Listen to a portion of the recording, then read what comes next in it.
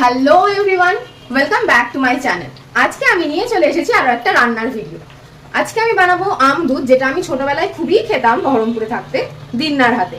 দিন্না সেটা ভীষণ সুন্দর করে বানাতো আর খেতে দুর্দান্ত হতো। তো সেটাই আমি আজকে বানানোর ট্রাই করব। তো চলো ভিডিওটা শুরু করা যাক। আমি এখানে নিয়ে নিয়েছি 1 লিটার ফুল ক্রিম দুধ, আর সেটাকে এবার আমি কড়াইয়ে ঢেলে দেব আর এটাকে দিয়ে দেব ফুটতে। এদিকে মা আমাকে আমটাও পিস পিস করে কেটে দিয়েছে। এই যে দুধটা দিয়ে দিয়েছি, এটা এবার ফুটবে, ততক্ষণ আমি আমটা চটকে নেব। আমি এখানে হাতের আংটিগুলো খুলে নিয়েছি, কারণ হাইজিনটা মেনটেন করতে হবে তাই। তো এখানে আমি আমটাকে ভালো করে চটকে নিচ্ছি, আমে যাতে কোনো রকম লাম্পস না থাকে। লাম্পস থাকলে ওটা ভালো লাগে না খেতে। এটা মিক্সিতে পেস্ট করে নিলেও হতো, বাট আমার সেটা অনেক পরে মনে হয়েছে। তো তাই জন্য আমি এখানে হাত দিয়ে ভালো করে পেস্ট করে নিচ্ছি আর কি, যতটা পারা যায়। বাট কিছুটা তো থেকেই যায়, সবটা তো একদম মানে মিক্সির মতো পেস্ট করা যায় না হাত দিয়ে। তো এটা এবার এখানে হয়ে গেছে, আর এদিকে দুধটাও বেশ ভালো করে ফুটে উঠেছে। এটাকে একদম ঘন করে ক্ষীর করে ফেলতে হবে, যতটা ঘন করা যায় আর কি। বাট একদম টাইট করলেও প্রবলেম আছে, তখন ওটা মিশতে চাইবে না। আর এদিকে আমি ফ্রাইং প্যান বসিয়ে দিয়েছি। এখানে আমি দিয়ে দিচ্ছি আমটা, কারণ আমের মধ্যে যে জলটা আছে সেটাকেও মারতে হবে। জলটা থাকলে ওটা ভালো লাগবে না খেতে।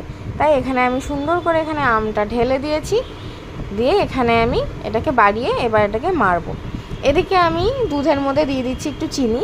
আগেই দিয়ে দিচ্ছি কারণ চিনি থেকেও জল বেরোবে, তো সেই জলটা মারতে আবার সময় লাগবে, তাই জন্য চিনিটাও দিয়ে দিয়েছে। আর এদিকে এটাও বেশ ভালো করে ফুটে উঠেছে। এর মধ্যে আমি দিন্নার সাথে ভিডিও কল করে একটু কথাও বলে নিয়েছি, আর দেখিয়ে দিয়েছি যে দিন্নার রেসিপি আমি আজকে ট্রাই করছি। যাই হোক, এটা দেখো একদম ভালো করে সুন্দর হয়ে ঘন হয়ে এসেছে। এদিকে দুধটাও বেশ ঘন হয়ে আসছে আস্তে আস্তে। এটা অ্যাকচুয়ালি খুবই ধৈর্যের কাজ।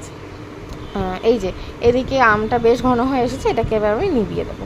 এই যে দুধটা দেখো একদম ক্ষীর হয়ে এসেছে। আমার আর একটু পাতলা রাখলে ভালো হতো, বাট একটু ঘন হয়ে গেছে আমার। যাই হোক, এখানে আমি একটা ভুল করে ফেলেছি। দুধটা দেওয়ার আগে কড়াইয়ে যদি আমি একটু ঘি ব্রাশ করে নিতাম, তাহলে তলায় যে কালো স্টেনটা হয়েছে সেটা হতো না।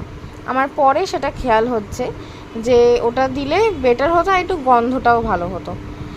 তো যাই হোক, নেক্সট টাইম ওটা ট্রাই করব।